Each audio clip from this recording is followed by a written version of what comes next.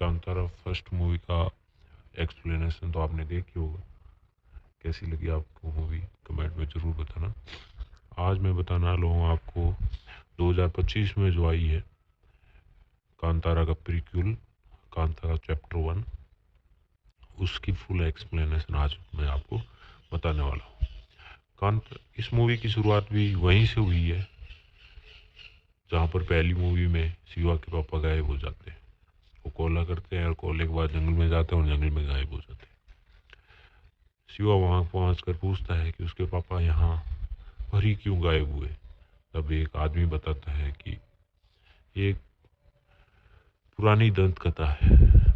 एक समय था जब यहीं पर भगवान के गण स्थापित हुए थे। बहुत समय की पहले की बात है। वनवासी पर कड़म्बों का राज था। वहाँ पर एक राजा बना बांगड़ा का विजेंद्र। वो इंसान के रूप में हैवान था। दूसरी तरफ कांतारा के लोग जिनको एक पवित्र पत्र मिला, उनकी वो पूजा करते थे। लेकिन विजेंद्र वहाँ भी पहुँच जाता है और उन्हें बंदी बना लेता है और अपने कार्य करवाता है और उन पर बहुत अत्याचार करता है। एक दिन राजा समुद्र में नहा रहा होता है, तभी देखता है कि कांतारावासी महकारा वहाँ पर मछली पकड़ रहा होता है। राजा के सिपाही उसे पकड़ कर लाते हैं और मारने लगते हैं। तब राजा बोलता है कि इसे यहाँ मत मारो, इसका गंदा खून समुद्र में नहीं मिलना चाहिए। इसलिए राजा के सिपाही उसे घसीट कर दूर ले जाते हैं। तभी उसके थैले से मसाले जैसे कि लौंग इलायची जमीन पर गिरते हैं। राजा की आंखें देखकर चौंक जाती है। वो समझ जाता है कि यही उसके व्यापार का जरिया बनेगा और महकारा से पूछता है कि ये चीज़ें कहाँ से मिली। तब वो बताता है कि ईश्वर का मधुवन। राजा उसे वहां ले जाने के लिए बोलता है। महकारा उससे राजा को पवित्र पत्थर की जगह ले जाता है और राजा उसकी चाल में फंस जाता है। वहां पर देव प्रकट होते हैं और उसे मार देते हैं। पर उसका बेटा राजशेखर बचकर भाग जाता है और पहुंच जाता है कुड़बा आदिवासियों के पास। कांतारे के लोग भगवान की कृपा प्राप्त करते हैं पूजा के द्वारा, बट आदिवासी अपनी काली शक्तियों से ईश्वर को वश में करके अपना काम करवाते हैं। राजशेखर उन्हें ईश्वर के मधुबन के बारे में सब बताता है और आदिवासियों के मन में भी लालच जाग जाता है। वर्ष बीत जाते हैं। राजशेखर की एक बेटा होता है कुलशेखर और एक बेटी होती है कनकवती। बट कनकवती जन्म से ही उसके हाथ पैर काम नहीं करते हैं। पर जैसे ही कुड़बा आदिवासी महिला का दूध पीती है तो वो एकदम से ठीक हो जाती है। दूसरी तरफ कांतारा में एक कुएं में एक बच्चा मिलता है जिसकी रक्षा एक शेर कर रहा होता है। कुएं में मिलने की वजह से उसका नाम पड़ जाता है बेर में, और बेर में का किरदार निभाया है ऋषभ शेट्टी ने। आज के समय कुल शिखर बड़ा हो गया है और उसका राज्याभिषेक है। उस खुशी में वो राजशेखर को बिना बताए मंत्री भोगेंद्र के साथ कांतारा जंगल में शिकार करने चला जाता है। बट वहां पर होता है एक अजीब हादसा। राजशेखर बचपन से ही उन्हें यही सिखाता है कि कांतारा में कभी नहीं जाना है। जंगल में उन पर हमला हो जाता है और कुलशेखर भाग निकलता है, बट वहां फंस जाता है चन्ना नाम का एक सिपाही, जो कि इस मूवी का सबसे मजेदार किरदार है। चन्ना सिपाही है और थोड़ा ठरकी भी है। कांतारा का मुखिया बेरमे को बोलता है कि वो सिपाही को सीमा पार फेंक के आ जाए, बट बेरमे काम आने वाला था। वो बांगड़ा यानी वनवासी राज्य में चला जाता है और सिपाहियों के कपड़े पहनकर वहाँ के मार्केट में चला जाता है। राज्य में एक मंदिर बन रहा होता है।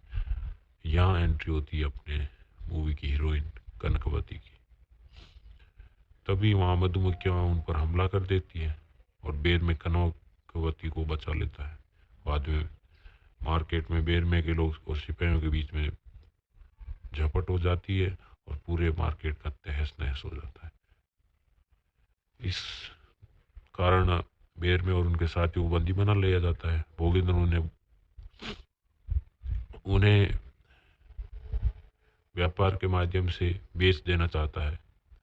वो बूबा को कहता है कि वो इन दासों को बेच दे। बूबा कहता है उनके लिए उसका बेटा पेपे ही काफ़ी है। बूबा और पेपे दोनों ही छोटी हाइट के हैं और बहुत ही मज़ेदार किरदार है।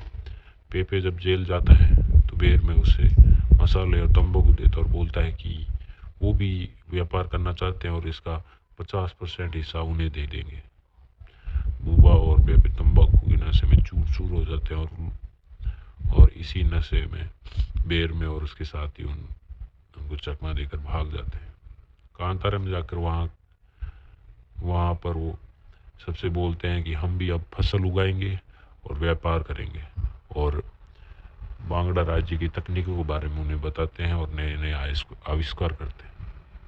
कुछ दिनों बाद वो बांगड़ा मार्केट में अपनी दुकान लगा लेते हैं। सिपाही उन्हें पकड़कर रानी कनकती के पास ले जाते हैं और बताते हैं कि ये बिना अनुमति के यहाँ पर व्यापार कर रहे हैं। कनकती उन्हें अनुमति दे देती है। एक दिन बेर में एक बेकाबू घोड़े को काबू कर लेता है और कनकती उस पर फिदा हो जाती है। कुछ दिन बाद बेर में और उसके लोग जब जंगल में मसाले इकट्ठा कर रहे होते हैं तो वहाँ पर एक शेर आता है। ये शेर वही शेर है जो बेर में की बचपन में कुएं में रक्षा करता था। बेर में और उसके लोग शेर के पीछे पीछे चलते चलते ऐसी जगह पहुँच जाते हैं जो कि शापित है और लोरिस नामक जीव के माध्यम से कुड़बा आदिवासियों ने इस जगह को स्थापित कर रखा होता है। बेर में क्या तो बंधन टूट जाता है और कुड़बा आदिवासियों को पता चलता है तो उन पर हमला कर देते हैं। बेर में और उसके लोग उनको धूल चटा देते हैं। कांतारा का राजा बताता है कि ये आदिवासी एक समय पर उनके पास आसरा मांगने आए थे, बट उनके इरादों का पता जब चला जब उन्होंने उनके देव को वश में कर लिया और वहाँ के जीव मरने लगे। तब कांतारे को लोगों की रक्षा उसी शेर ने की थी जो शेर आज उनको मिला था। कुछ दिन बाद भोगेंद्र बुआ को कोड़े मारने लग जाता है। तब बेर में बीच में आकर कोड़ा पकड़ लेता है और उनकी धुलाई कर देता है और उनके बंदरगाह पर कब्जा कर लेता है।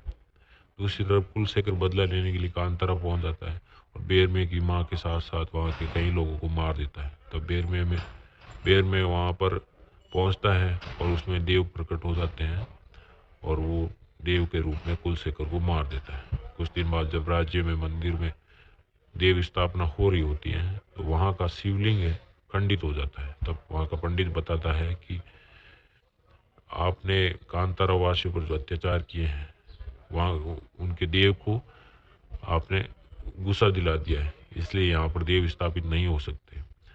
आपको अपने पापों का प्रायश्चित करना पड़ेगा। आपको वहाँ से उनसे माफ़ी मांगनी पड़ेगी। कनकती कांतारा जाती है और उनसे भीख मांगती है कि उसे उनके देव ले जाने दें। उसके बाद कांतारावासी मान जाते हैं और बड़ी खुशी और उत्सव के साथ वहाँ देव स्थापना होती है। उसी रात बेर में सपना आता है कि महकारा को किसी ने बंदी बना लिया है। नींद खुलने पर देखता है कि कांतारा के बच्चे और जीव बीमार होकर मरने लगते हैं। तब उन्हें राजशेखर और कनकवती के षड्यंत्र की और चाल का पता चलता है। ये सब दिखावा था, उनकी चाल थी। उन्होंने देव को वहां ले जाकर आदिवासियों के माध्यम से बंदी बना लिया था। ये प्यार भीख सब एक ढोंग था। कनकवती कैसे सही हो सकती थी? उसने जब बचपन से दूध ही उन आदिवासियों को पिया है तो वो अच्छी कैसे हो सकती थी? कांतारावासी बांगड़ा पर हमला कर देते हैं और दूसरी तरफ कनकवती और राजशेखर काली शक्तियों से बहुत शक्तिशाली हो जाते हैं और बेर में उनका सामना नहीं कर पाता है। तब महकारा बीच में आता है और उन दोनों को जादुई छड़ी से रोकता और बेर में को उस कुएं में वापस जाने के लिए बोलता है, क्योंकि वहीं पर उसके सवालों का जवाब उसे मिलेगा। कुएं में उसे एक शिवलिंग मिलता है जिसकी रक्षा एक विशाल प्राणी कर रहा होता है। वो काफ़ी अपने नंदी देवता जैसा लगता है। वो बेर में पर हमला कर देता है, बट बेर में जैसे ही शिव जी की त्रिशूल को पकड़ता है और उसमें एकदम जादुई शक्तियाँ आ जाती हैं, तब वो विशाल प्राणी भी उनके सामने झुक जाता है। और ये सीन इस मूवी का सबसे बेस्ट सीन है।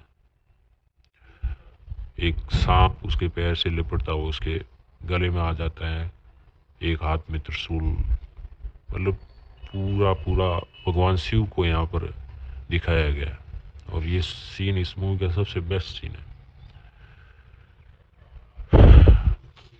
वो बाहर जाता है और वहाँ पर उसमें आ जाते हैं देव। और वो शेर भी वहाँ पर आ जाता है और दोनों मिलकर दुश्मनों का संहार करने लग जाते हैं। और जब वो राजशेखर को मारने जाता है तब बीच में कनकवती आ जाती है। तब देव उसको स्त्री समझकर उस पर हमला नहीं करते हैं। तब बेरमे में चंडी या उनकी स्थानीय देवी गुलिका का रूप धारण करता है और राजशेखर और कनकवती दोनों को मार देता है। अंत में कांतारा में कोला होता है, उसमें बेर में गुलिका का रूप लेता है और कुएं में कूद जाता है, गायब हो जाता है। वर्तमान में शिवा पूछता है कि जब यहाँ पर कुआं था तो आज वो कुआं कहाँ है। तो वही आदमी उसे बताता है कि यह भी एक दूसरी दंत कथा है, यानी इसका पार्ट 2 भी आएगा और उसमें दूसरी दंत कथा के बारे में बताया जाएगा। धन्यवाद। कैसी लगी मेरी एक्सप्लेनेशन? Thank you.